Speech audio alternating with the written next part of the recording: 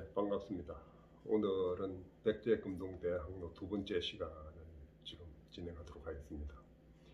어제까지는 백제금동대 항로의 발굴에 대해서 또 개요를 말씀드렸고요.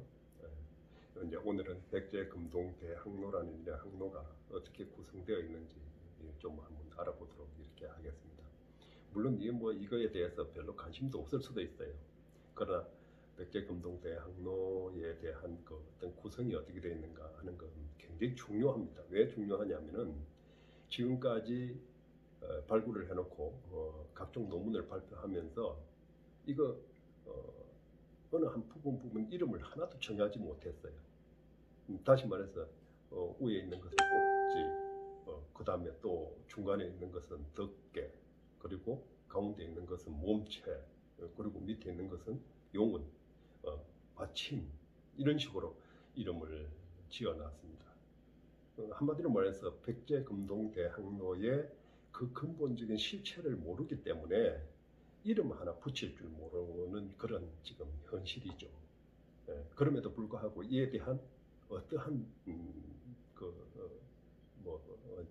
중요성이랄까 아니면은 관심을 가지는 학자가 없어요. 그래서 이거 굉장히 중요한 문제입니다. 왜냐 그러면은 백제금동대 항로를 제대로 헤아려면은 그 하나하나 부분마다 거기에 걸맞는 이름을 정해야 마땅하죠. 여러분들께 이제 그 항로의 직접 보여드리겠습니다. 한번 보시죠. 오늘은 이걸 열어서 보도록 하겠습니다.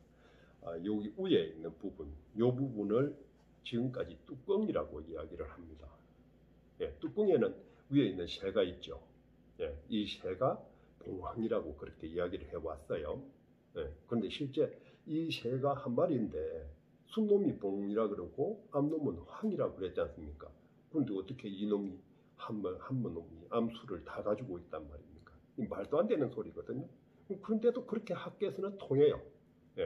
그 다음에 이제 요게 이제 하여튼 어떻게 됐든 뚜껑이라고 이렇게 이름 붙였어요. 두 번째 이제 요 한번 보시겠습니다. 요 놈은 지금 이제 요걸 몸체라 그래요. 요 부분을. 그러니까 몸체가 될 수도 없어요. 사실은 이것이 이렇게 붙으면은 요 부분이 몸체가 되죠. 이게. 그런데 이건 뚜껑이라 그러고 요 밑에 남은 부분을 가지고 몸체라고 이야기를 합니다. 그러니까 뭔가 좀 이상하죠. 그 다음에 밑에 이제 이 용이 지금 이래 받치고 있어요. 그러다 보니까 이걸 갖다 이름도 하나 제대로 못 짓고 뭐라 그러냐, 받침. 그 받침이니까 무슨 사발 받침인지 뭔지를 제대로 지금 헤아리지도 못하는 실정입니다. 그래서 이러한 그 구성을 가지고 있는데 사실은 이제 요게 요렇게 이제 연결이 되면은 요 위에 부분은 봉이고 요 밑에 부분은 연꽃처럼 만들어졌으니까 연화봉이라 이제 연봉이에요. 근데 연봉인데 이게 불교에서는 뭐 제가 스님이라서 불교 이야기를 하려고 그러는 건 아닙니다. 불교에서는 이것을 뭐라 그러냐면은 대방강불 화엄경, 즉 화엄경이라는 경전에 보면은 이것을 연화장 세계라 이렇게 이야기합니다. 다시 말해서 이 세계는 우리가 사는 이 지구촌을 이야기하는 겁니다. 이 지구촌에는 요와 같이 연화장 세계가 되어 있다. 이렇게 이제 불교에서 이야기를 했죠. 그럼 무슨 뜻이냐? 연꽃처럼 겉으로는 굉장히 멋있죠. 지구를 들여다보면 숲도 있고 거기에 뭐 또 숲이 있으면 또 절경이라 그래서 우리가 가서 관광지로 들여다보면 그냥 그 아름다움이 이루 말할 수 없는 그러한 절경들이 막 펼쳐져 있죠. 그런데 겉으로 보기에는 그런데 속을 들여다보면 감추어질 장자입니다. 연화장세계 갈 때 그 감추어진 모습을 보면 무엇입니까? 인간의 그 희노애락이 있고 약육강식의 세계가 있고 이러한 모든 고통과 힘든고 어려움이 다 그 속에 감추어져 있는 세계죠. 그래서 이것을 연화장 세계라 이렇게 표현을 합니다. 자, 그러한 연화장 세계를 받들고 있는 거 이게 이제 용이 받들고 있어요. 그럼 용이 어떻게 이걸 받들고 있냐 하면은 받들고 있을 꽃이 받아 있는 게 아닙니다. 사실은 용이 이 연화장 세계를 만들어내는 주체예요.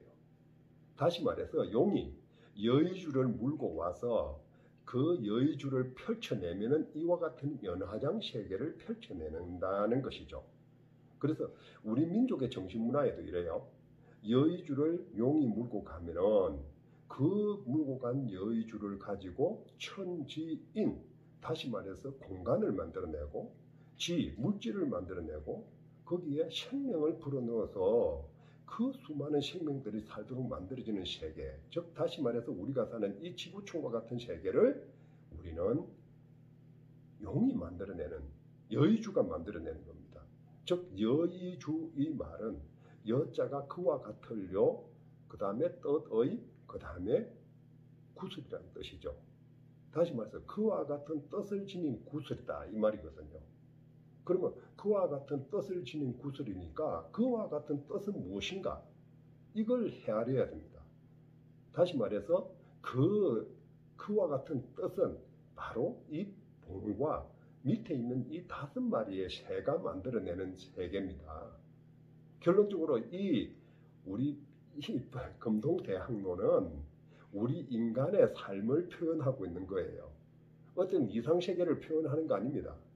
예, 다시 말해서 우리 인간이 살고 있는 이 사바세계, 즉 우리 지구촌의 모습을 이상세계로 만들어내고 있다. 누가? 용이. 예, 여의주를 얻어서 그와 같은 뜻을 펼쳐내는 거죠. 그와 같은 모습을 만들어내는 겁니다. 그래서 지구촌은 바로 여의주로 만들어진 거기 때문에 이 용이 여의주로 가지고 이렇게 만들어낸 것을 바치고 있는 거가 이렇게 표현을 한 거죠. 바치고 있는 것처럼 표현을 한 거예요. 그냥 여의주는 한마디로 말해서 요 세계가 여의주인데 이 수많은 이 여의주 안에는 하늘의 뜻대로 이루어지게 해달라는 그러한 염원이 썰여 있지만 그 속에는 희롱이랑 조금 전에 말씀드렸듯이 그 약육강식의 세계 이러한 것이 전부 여 속에 들어있죠. 네.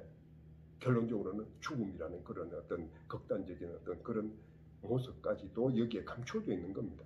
그래서 이것을 연화장 세계라 한다 이렇게 말씀을 드렸고요. 네. 이와 같은 그 백제금동대학로가 인간의 삶하고 동떨어지고 인간의 삶과 아무 이상이 없고 그거 뭐 연계시킬 필요도 없다면은 이거 뭐하러 만들어요? 만들 필요가 없죠. 그 우리 삶하고 아무 필요도 없는 걸 뭐하러 만들어가지고 그놈을 올려놓고 기도를 하고 그놈을 올려놓고 예식을 하고 이렇게 할 필요가 뭐 있겠습니까? 우리 인간의 삶하고 직접적으로 관련이 있고 그것을 표현하고 있고 그것을 갖다가 이상세계, 즉 우리가 이야기하는 새로운 좋은 세계가 이루어지게 해달라는 뜻을 이 항로를 통해서 펼쳐내고자 하는 겁니다. 그것이 이 항로를 만드는 직접적인 원인이죠. 그래서 이 항로를 제대로 알면은 한마디로 말해서 우리의 삶, 즉 다시 말해서 우리 인간이 살아가는 가장 근원적인 본질을 헤아릴 수가 있고 우리가 추구하는 이상세계를 구현할 수도 있고 또 그것이 무엇인가를 헤아릴 수도 있는 이런 굉장히 중요한 의미를 가지고 있는 것이 백제금동대학로입니다. 그래서 우리가 이 항로를 하나를 보더라도 그냥 백제인들의 예술성 또는 독창성 무슨 백제인들의 장인정신 이렇게 미사어구만 나열할 게 아닙니다.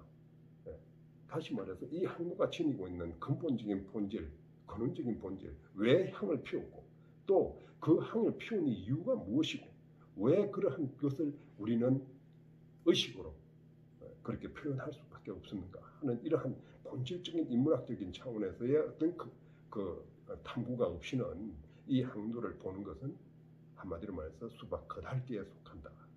뭐 여기에 새가 뭐 있고 악기를 연주하는 사람이 있고 산이 있고 이게 뭐 짐승이 있고 호랑이가 있고 이게 뭐가 중요하냐 이 말입니다. 그게 아니고 이 항로가 표현하고자 하고 이 항로가 추구하고자 하는 가장 우리 근본의 문제, 즉 다시 말해서 우리 인간의 삶하고 어떻게 연결해서 이 항로를 볼 수 있느냐 하는 이런 인문학적인 차원에서의 연구가 절실하죠. 그래서 앞으로 이 이제 항로에 대해서 요 하나하나를 설명해 나갈 겁니다. 이제 여기에 있는 봉, 그 다음에 밑에 있는 5마리의 새, 여기에 있는 또 오악사, 여기에 있는 수많은 짐승들의 이야기, 또 그리고 이 용이 이렇게 바치고 있는 모습에 그 용의 실체, 그럼 이런 내용들, 그리고 또 향을 어떻게 피웠는가, 그리고 향은 왜 피우는가 하는 이런 문제까지 전부 다 이렇게 들여다보고 우리가 한번 논의해야 되지 않겠나 이런 생각을 합니다. 오늘은 두 번째 시간 이걸로서 강의를 마치도록 하겠습니다. 다음 시간 기대해 주세요. 감사합니다.